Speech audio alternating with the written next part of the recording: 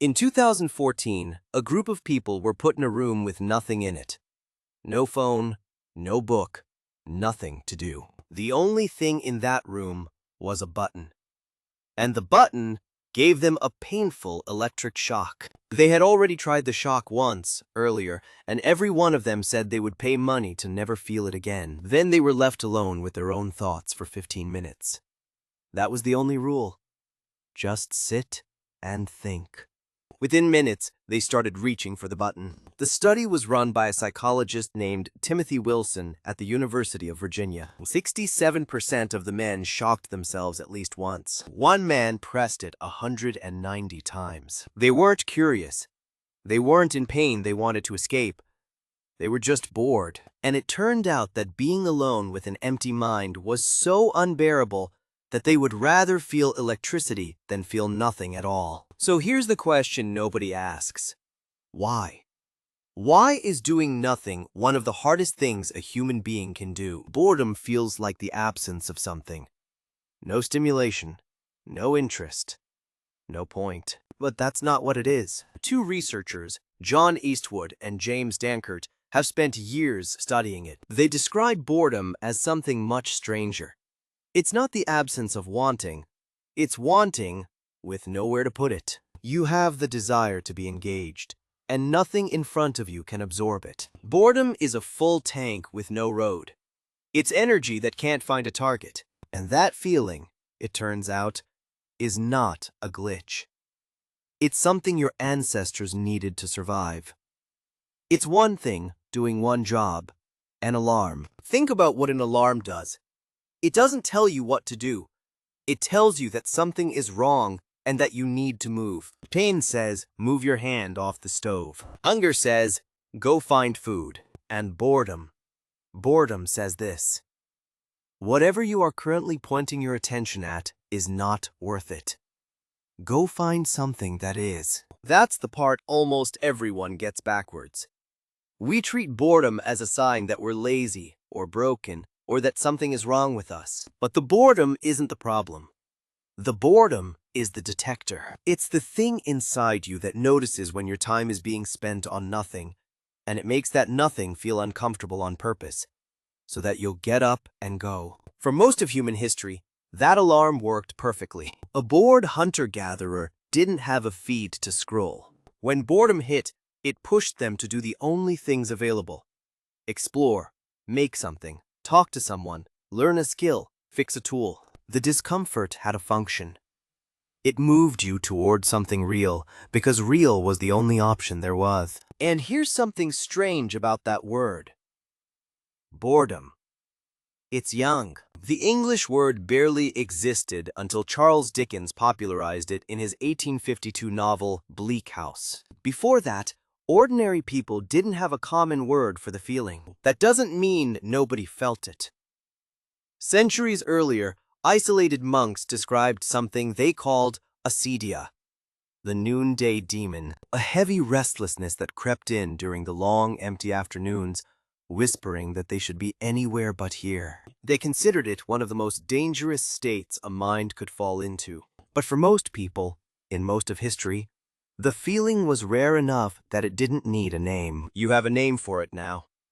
You feel it every single day. And that shift, from a feeling so rare it went unnamed, to one so constant we built an entire economy around escaping it, happened in less than 200 years. So what changed? We did the one thing the alarm was never built for. We figured out how to silence it instantly. The average person now checks their phone around 140 times a day, once every few waking minutes. Every line at the store, every red light, every pause in a conversation. The second the alarm starts to ring, we reach into our pocket and shut it off. We have eliminated the gap. There is no empty moment left in the modern day that cannot be filled in under a second. And this is the part nobody talks about. That little rectangle in your hand was designed, deliberately, by some of the smartest engineers alive, to be the fastest possible answer to boredom. The moment you feel the itch, it's there. Infinite, frictionless, endless. It doesn't satisfy the alarm. It just mutes it. The signal was trying to tell you to go find something that matters. Instead, you fed it something that doesn't, and the hunger underneath never goes away. So the alarm rings louder. That's why you can't sit still for 2 minutes.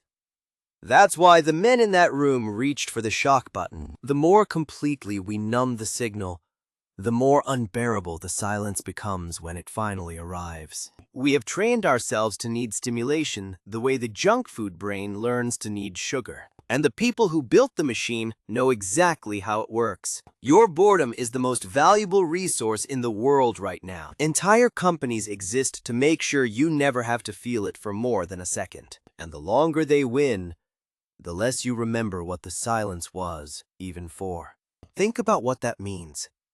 An entire generation is growing up that has never once been truly bored, never sat long enough in an empty moment to find out what was waiting on the other side of it. But there's a second cost, and it's even quieter than the first. And what's waiting there is the part they don't want you to find. Because muting the alarm was only the first thing we lost. The second cost is quieter, and it's the reason some of the best ideas you'll ever have are starving. In 2014, a researcher named Sandy Mann ran a simple experiment. She made one group of people do something mind-numbingly boring, copying numbers out of a phone book, and then gave them a creative task. They had to come up with as many uses as they could for an everyday object. The bored group beat everyone else.